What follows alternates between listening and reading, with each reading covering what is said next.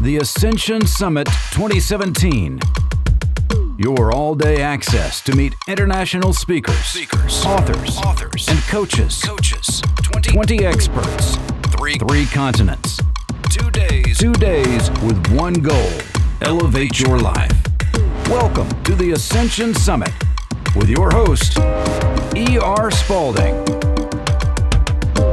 Hi, my name is E.R. Spalding, and I am the founder of the Ascension Summit 2017 and Chief Integration Strategist for the Evolving Leader Society. And I welcome you back with us. I know that we have been on a power-filled ride, and I told you in the beginning that it's going to be a roller coaster full of peaks and valleys, dips, twists, and turns, but the only requirement that I was asking of you was not to get off. So I want to congratulate you because you are here, you're still moving forward, and you did not get off the ride. I am so blessed to have the pleasure to introduce our next digital presenter. Like many of the digital presenters, they are personal friends of mine and peers as we spread our gifts with the world.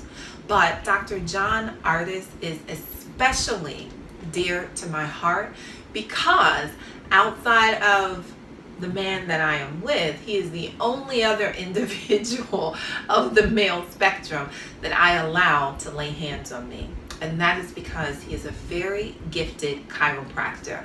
And I go to him often to make sure that I'm standing up straight, everything is aligned, and I have the ability to allow my energy to flow so that I can be here with you each and every day. Let me tell you a little bit more about Dr. John Artis. He has spent his career in chiropractic. As a chiropractor, author, speaker, and self-empowerment coach, he has a unique perspective on the rapidly changing world of health. He is currently the CEO of Health on Earth Chiropractic and Rehab, a facility that helps you discover your full potential through corrective care chiropractic, education about the body, and nutritional counseling. One of the largest practicing African American chiropractors, he has worked personally with hundreds of schools, organizations, and thousands of people. Dr. Artis is a successful author. His book, Overlooked, has helped transform the lives of many. His blog, drjohnartis.com, is one of the most popular and helpful resources in the world. He writes on health, leadership, personal productivity, and overcoming obstacles. But most importantly, Dr. John Artis is a devoted family man. He's been married to his wife, Shirlene, for 13 years. They have 2 kids, and he makes his home in the Chicago suburbs. Again, a truly gifted and phenomenal individual to grace this planet, and one who really believes that we all can have health on earth. So, Dr. John Artis, our family is in your very capable hands, and we're all interested to hear what you have to say. Hello, I'm Dr. John Artis. I'm going to be talking about the future of health and how I think it's overlooked. There's 7 core principles in my practice, in my life that I've seen that people just suffer that keeps us from being as healthy as we should be. That's what compelled me to write this book called Overlooked. I want everybody to check it out. I'm going to be talking about the future of health tonight as I go through this presentation. So bear with me as we do the screen share here. So as we go through this right here, one of the first things that I want to start with is this simple quote: "I overlooked the orchid while searching for a rose." That's exactly what's going on with healthcare right now. We're so focused on the beauty of things that we're actually missing the core things. So we're so composed. If you know anything about a rose, every time I get them from my wife, they don't last but a week. You can maybe get possibly 2 weeks if you put good plant food in there or whatnot. But an orchid lasts twice as long, and it still has the same amount of beauty, but we've attached this image to a rose that is supposed to symbolize love and all these other things, when an orchid is just as beautiful there. And that's the same thing that's going on with health. We have to start focusing on what's going to keep us around for a long time instead of just the beauty of things in the moment. Like with women, I see them focusing on getting into a dress. Men with getting into a suit or trying to lose a stomach or get in shape for a certain event instead of just being focused on being healthy for a lifetime. Now, as we go through this, I have to go back to scripture for this, because in Luke 5:4-7, we have to launch deep. You know, when Jesus was talking to Simon, he says, put out into the deep water and let your nets down for a catch. And Simon answered, Master, we've been working all night, but we haven't caught anything. And that's because you say so, I will let down the nets. And when they did so, they caught such large amounts of fish that the nets began to break. And so they signaled their partners on the outer boat to come and help them. So they came and they filled both boats with so much fish that the boats began to sink.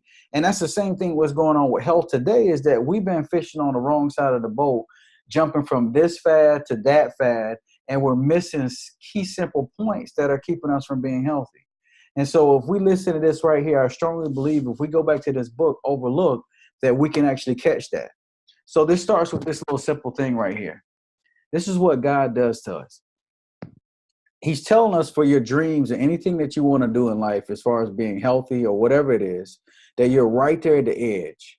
And you're like, oh, I can't do it because of this. Can you help me? I can't do it because of that. Please, please. But at some point in life, he's going to put you in a situation. He's saying jump. You're going to be okay. Just jump. And as we watch this little cartoon here for a second, you'll see exactly what I'm talking about. I know myself too well. I can't jump. We always come up with more excuses, and we sell those excuses to ourselves that we end up buying them, and it prevents us from jumping. At the same time, we're getting closer and closer to the edge. And our Heavenly Father, our spiritual Father, is saying, jump, jump. I told you. And then when we jump, we realize that we have everything that we need to make it. We have everything that we need to be healthy. And as you see in this illustration here, the steps have already been paid. They've already been paid for us to go up. All we got to do is walk. It's going to require some energy, some effort to get from one step to the next, but we can do it. So the first core value that we need to stop overlooking is faith in our bodies to heal. I got a quote here by Martin Luther King Jr. It says, faith is taking the first step even when you don't even see the whole staircase. So what that means is that you have to see yourself healthy first. The biggest issue I have when people come in my office and they're in excruciating pain is that they can't see themselves out of pain first. They're so focused on that. They said, please just let me get past what I can feel, what I can see. And as I talk about health, health is so much bigger than that. We got to focus on the next 20 years, the next 30 and 40 and 50 years. We got to have a vision for your health. And that all starts with you having faith. Are you willing to take the first step with me to be healthy? That's my question. Are you willing to take that first step to be healthy? And then the second core value that we overlook too is servanthood. We have to learn how to actually start to help other people. We live in a world where everybody's thinking about themselves. It's the most selfish world that has ever been, I think, and I think it's getting worse as companies think about what's better long for profit. As for healthcare, people keep thinking about what's better for overall people, not just individuals. We have to get out of this shotgun approach of thinking about health as if it works for one person, it's going to work for thousands or millions of people, and that doesn't work like that. We have to individualize healthcare designed for that individual person. Just like we all have different thumbprints, our health and our bodies heal differently as well.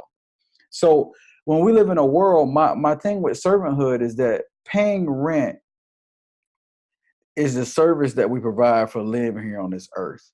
But that's what we pay rent. We provide a service, and that's how we actually just be able to live here and continue to do those different things. And also with servanthood too, is the people that actually provide services for other people are people that actually heal. They actually live. We live in a world we're consumed with just so much, just what's in it for me, instead of what can I do to help somebody else? What can I help to do to make this world a better place? If we all thought like that, we would be a lot healthier. There will be healing there for people that are sick. And not just trying to help somebody to make money. As a physician, I stand in a position to the point where you have to make money, but you also have to help people. And it's sadly to say that I know a lot of physicians out there that are solely in it just to make money. That's the whole reason why they got into the profession of healthcare. You have to get into healthcare because you really want to help people. Those are the people that's going to last, and those are the people that are going to be here for a long time and going to make a difference in the world. So if you want to be a world changer, you got to think about servanthood or some way that you can provide a service that's going to make the world a better place instead of just providing a product to sell. So we got to think like that. Matthew 23:11, about servanthood, the greatest of all will be your servant. And I always talk about, in the biblical days when the greatest servant of all was when I think about Jesus washing Peter's feet. That's one of the most humbling things that we could do in this world is we can sit down and in our office as we begin to open for the day and we open for the afternoon. We talk about we got to wash some feet today. It's time to serve. We got to make this world a better place. What are we contributing to this world to make it a better place? And as I continue to talk about that for a long time, but that's a core value and there's a lot of healing in there. And I think that the people that get better are the people that actually provide a service, the people that live a long time. I've noticed this a lot, and I'll say this again. The people that I know that live a long, fulfilling life, they're constantly doing something for other people. They're providing a service, or they created something that's going to make the world a better place. I mean, you think about these Mother Teresa's and all. People are still talking about them, and they're still, because they provide a service. They wanted to change the world, and it was much bigger than them. See, servanthood is not about you. It's about what you can provide to make the world a better place. And I think we have to come from that space. The third core value or principle is that we have to have a good support system. This is where your family and friends come in. And I'm not saying that we need to start just giving everybody everything that we have, but we can all have a core group of people that's going to support us. You're not alone. And one of the biggest things that I see when people get sick or they do this, one of the things, the natural things that people do is to isolate themselves. And when they isolate themselves, that's one of the worst things you could do. Research tells us out there that people that have the best support systems, whether they have close-knit of family and friends that can come by and make sure that they can offer some kind of guidance or support, or just make sure they can help you out in times of need, they actually get better faster. They heal faster. I mean, there's something a lot to be said about that. And that's something that you don't hear doctors talk about a lot. When people are going through term, they say, get your affairs in order. That means that you need to sit down with your people and figure out how we're going to talk about people's funerals and different things. But you need to get together with people and talk about how you're going to heal. What can we do can we help cook some organic, natural meals for you? You're going to get better faster. You just got to get around the right people. You got to make sure you got a bunch of people that are going to grow. Every time I've been in a challenging point in my life, when I changed the people that I hung around at the time and hung around people that were doing what I wanted to do, I always grew as a person. I grew financially. I grew health-wise. If I wanted to be healthier, if I started hanging around the guys that were doing more healthier habits and doing more healthier things, I became healthier. It's not rocket science, people. All we got to do is we just got to put ourselves in the right environment and surround ourselves with the right people. And I do believe that birds of a feather do flock together. So it's a true statement. And the most overlooked profession out there that we can no longer overlook is chiropractic care. The chiropractors out there, hands down, are the doctors of the future. I don't think what anybody says, these hands right here, I can go around any place in the world and I can make a difference. With these hands and this mind, the nervous system controls every single function in your body. Without it, you could not be here. We could not exist. When I see a miracle right now, I can actually have my brain. I can say, brain, I want to make a fist, and I can send messages to my hand that can make a fist. Just that fast. Now, if I have any interference anywhere from my wrist, from my elbow, even into my shoulder or my neck, that's going to delay that process, and my grip strength might be weak. And if it gets weak, it'll start to degenerate and eventually cause disease. And that's the process, a simple explanation about chiropractic. And we apply that to anywhere in the spine or any joint in the body. Now, this right here is the nervous system holds the key to the body's incredible potential to heal itself. We have something inside of us that separates us from a dead body, and that is called innate intelligence. And so that innate intelligence, it flows through your nervous system. All right. And so what happens is your brain is constantly sending messages and energy down through the spine to every part of your body. We do different things in life, some all of a sudden, like a car accident or a slip or a fall, or some gradual over the course of time, like poor posture. It can cause the vertebrae to shift. And when the vertebrae shift, or we lose the curves in the spine and they straighten out, that actually is like a dimmer switch on a wall, and it causes those signals that come from the brain down to actually start to break down. So whatever that those nerves are supplying that level, where we have those shifts or that disconnect in energy, it will begin to break down or to get weak. Now, what separates us from a dead body is we have a life force that keeps us alive. Right now, none of us that are watching this webinar are telling our hearts to beat. None of us are telling our lungs to breathe. It's a process that happens naturally. And that, again, is controlled by the nervous system. That same power that's controlling and doing all those different things and causing our cells to divide is the same power designed to heal us. This right here is done by a medical doctor, chiropractor, and PhD, Dr. Holder. It's very famous. So your nervous system comprises of two different systems. Number one, you got your central nervous system, which is the brain and your spinal cord. The second one is the peripheral nervous system. These are the nerves that come off of the spine, as you see right here in this diagram. So these nerves, they supply all the organs in the body. And like I said before, the brain is like a river. It's sending energy down, is like a signal. It sends energy down the spine. And the spine is like a river, carrying energy from the brain through the spine to all those organs and cells in the body. See, we get so focused on pain that in the low back or the neck or the shoulders or the mid back, that we negate that those nerves not only go to those muscles that are causing pain, but they also go to those organs. So most of the time you will find, in most cases with most people, 9 times out of 10, is that most people have organ problems associated with the pain, but they don't make the connection. And that's one of the things that I've learned in my years of practice is, say, for instance, if someone has low back pain, one of the questions that I will ask is there any constipation, any diarrhea, any bladder infections? How's your sexual function? How's also your stomach and all those different things? All those organs are all controlled by the same nerves that are actually telling your body that you're in pain. And so we got to look at those different things right here. It's just different branches of the nerves that branch off the different things. So we have 2 parts of the nervous system that make up the whole nervous system, which is the central nervous system and peripheral nervous system. So how does we talk about health? And one of the things why I say it's overlooked is in the United States, and most of the world too, is that we base health on how we feel, not how we function. That's why functional medicine is becoming so popular, because of the fact that people, they don't really understand what the true word health means. The better health you want, the better your body has to function, not the more your body has to feel. And so you have people that feel good all the time, and then they go to the doctor, and next thing you know, they're stage 4 cancer. That's not the way that we're doing it. That's exactly why we're 37 out of 42 in overall health. That's why we're number 1 in crisis care. That's why the medical care system is the 3rd leading cause of death in the United States. And simple fact is that we're basing our health on how we feel, not how we function. So functional medicine is coming up. And as you see this diagram right here, there's a small percentage of a nerve that actually sends pain back to the body. So we can't base 100% of our health on that small percentage of the nerve. It has to be on some of the motor, autonomic, and sensory, which all go towards function.